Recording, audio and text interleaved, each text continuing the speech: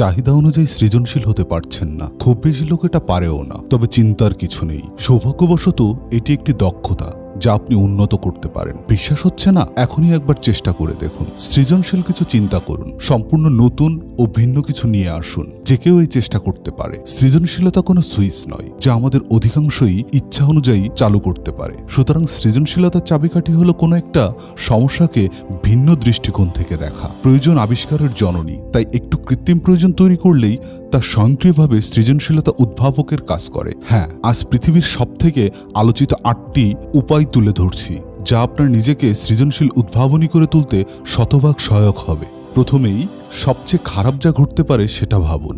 আপনি যদি আপনার সবচেয়ে বড় গ্রাহক হারান তবে কি হবে? কি হবে যদি আপনার ব্যবসা তলিয়ে যায়? কি হবে যদি আপনার একটি প্রধান প্রতিদ্বন্দ্বী বাজারে প্রকাশ করে? এর উত্তর আপনার সামনের অপ্রত্যাশিত সুযোগের আবারও উন্মোচন করতে পারে, অথবা আপনার সামগ্রিক কৌশলের পরিবর্তন আনতে পারে। কেন এই খেলাটি খেলেন? 5টি কেন হলো মূল কারণ বিশ্লেষণের যন্ত্রাংশের একটি সমাধান মানদণ্ড। মূল কথা হলো প্রশ্ন করতে হবে কেন। যে কোনো ভুলের আশানুরূপ আসল কারণটি খুঁজে বের করতে আপনাকে অন্তত 5 বার এই প্রশ্নটি করতে হবে। কিন্তু আপনাকে একটা ভুলের জন্য অপেক্ষা করতে হবে না। আপনি একটি সাম্প্রতিক অভ্যাস ও আচরণ বেছে নিন এবং নিজেকে প্রশ্ন করুন যে আপনি এটা কেন করেন।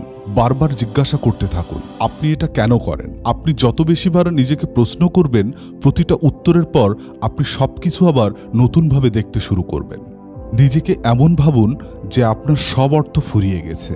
নিরেট অর্থপ্রবাহ বেশ ভালো, কিন্তু আয়ের একটি সুষম স্রোত অথবা সুষম মূলধন অর্থ সঞ্চয়ের সুযোগ বা কোনো অনুকূল প্রক্রিয়াকে লুকাতে পারে। যদি আপনার সব অর্থ ফুরিয়ে যায় তবে আপনাকে কি করতে হবে? আপনি যতগুলো সম্ভাব্য পরিস্থিতি চিন্তা করেন এবং সবচেয়ে ভালো ধারণাটি বাস্তবায়ন করুন। যখন আপনার পিঠে দেয়াল ঠেকে যাবে এবং আপনার মনে হবে যে আর কোনো উপায় নেই, তখন আপনি সিক্রেট কাউ বা পবিত্র গরুটি অর্থাৎ আলিঙ্গনীয় বস্তুটি খুঁজে বের করুন। মনোযোগ দিন তাতে, যেটি গুরুত্বপূর্ণ এবং সত্যি এটি ভিন্নতা নিয়ে আসতে পারে।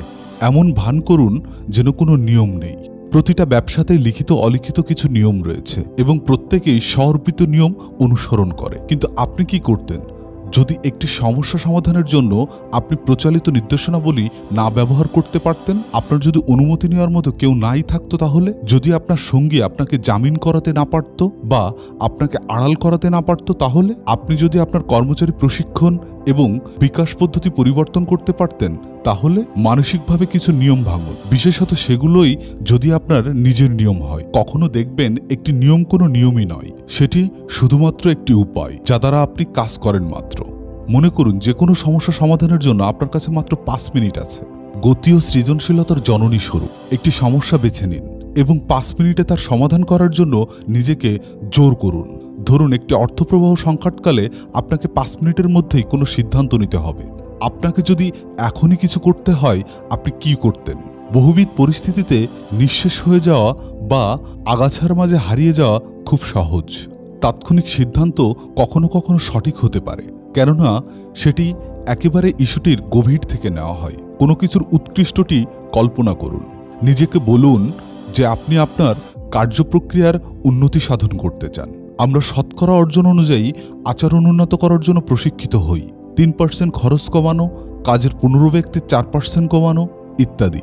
কিন্তু আপনার লক্ষ্যটি যদি নিখুঁত করার প্রয়োজন পড়ত, তাহলে কোনো কিছু যদি ঠিক করতে হতো, আপনাকে ঠিক কি করতে হবে এর একটি উদাহরণ দেওয়া যেতে পারে। একজন উদ্যোক্তা বাজেট চক্র তৈরির আগে একজন মেশিন অপারেটরকে 3% উৎপাদনশীলতা কিভাবে বাড়ানো যায় সে সম্পর্কে তার কোনো ধারণা আছে কিনা না জিজ্ঞাসা করে এর বদলে জিজ্ঞাসা করল যে মেশিন যাতে অপ্রত্যাশিতভাবে খারাপ না হয়ে যায় তা যদি তোমাকে নিশ্চিত করতে হয় তাহলে আমাদের কি করতে হতো। সে তখন মেশিন বন্ধ হয়ে যাওয়ার অনুমেয় প্রতিটি কারণ বের করে একটা তালিকা তৈরি করল। পরে তিনি সেই কারণগুলো দূর করার উপায় খুঁজে বের করলেন। তারপর তিনি তার ধারণাগুলো বাস্তবায়ন করেন। তারা অনেকগুলো পদ্ধতি পরিবর্তন করেন। তারা অন্য একজন কর্মচারী নিয়োগ করে যে দুপুরে খাবারের বিরতিতে সবকিছু রক্ষণাবেক্ষণের কাজ করে এবং এতে করে অনেকগুলো জিনিসের ব্যবহার বেড়েছিল। 3 মাসের মধ্যে তাদের উৎপাদনশীলতা 32% বেশি হয়ে গিয়েছিল এবং বাড়তি ব্যয়ের বিনিয়োগের উপর আয় হয়েছিল 800%-এর বেশি। ইচ্ছাকৃতভাবে সমস্যা তৈরি করে দেখুন বা অন্যভাবে কাজ করুন। উদ্ভাবনের বিশেষজ্ঞগণ ক্রমাগত পরীক্ষণ সুপারিশ করেন, কিন্তু একটি পরীক্ষণের কথা চিন্তা করলে কতগুলো সৃজনশীল স্তরের প্রয়োজন হয়, যেগুলো নিয়ন্ত্রণ করা যায় না। আপনি এমন একটি কাজ ধরুন যা ভালোভাবে কাজ করে, তারপর উদ্দেশ্যপ্রণোদিতভাবে সমস্যা তৈরি করুন এবং দেখুন কি হয়। এমন একটি কাজ নিন যাতে অর্থ ব্যয় হয় না বা গ্রাহকের সাথে সম্পর্কের মাঝে কোনো প্রভাব না ফেলে। যেমন হতে পারে, প্রথমে আপনি প্রতিদিন আপনার ইমেইল চেক করতে পারেন, তারপর দেখুন আগামীকাল কি হয়। আমি বাজি ধরে বলতে পারি যে খেয়াল করুন, অন্তত একটি সুবিধা আপনার জন্য অপেক্ষা করছে। আপনি আপনার কর্মচারীদের মাঝে একটু বেশি নিজের গুরুত্ব দেখাতে পারেন, কিংবা আপনি এমন কিছু কাজ করে ফেলতে পারছেন যা তাদেরকে দিনের কাজ সহজ ও তাড়াতাড়ি করার সুযোগ তৈরি করে দিচ্ছে। তাই একটু ঘুরিয়ে কাজ করুন এবং যেটি কাজ করে সেটিই বেছে নিন। অন্যদেরকে দেখুন, তাদের কাছ থেকে শিখুন। শিল্পক্ষেত্রে পারস্পরিক উন্নয়ন খুব কম হয়, কারণ আমরা স্বাভাবিকভাবেই নিজেদের গণ্ডির মাঝেই থাকি। একজন আইনজীবী বন্ধু একজন সফল খুচরো বিক্রেতাকে দেখে শিক্ষা নিতে পারে যে কিভাবে তার ফার্মে মক্কেলের দেখা পাওয়া যাবে। একজন ভারী যন্ত্রপাতির প্রস্তুতকারক তার কারখানার নিরাপত্তার উন্নয়নের জন্য প্রতি মাসে অন্যান্য বিভিন্ন কারখানা ঘুরে দেখেন। কোথাও না কোথাও কেউ না কেউ কোনো কিছু খুব ভালোভাবে করছে, তাহলে আপনার ব্যবসা কেন নয়? আপনি অন্যের কাছ থেকে যা ধার করবেন তা আপনার কাজে সৃজনশীলতার প্রকাশ হতে পারে।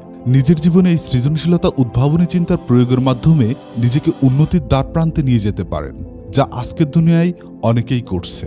তাহলে আপনি কেন পারবেন না? চেষ্টা করুন, লেগে থাকুন, এগিয়ে যান। আপনার সাফল্যময় সুন্দর জীবন কামনায় আজ এই পর্যন্ত।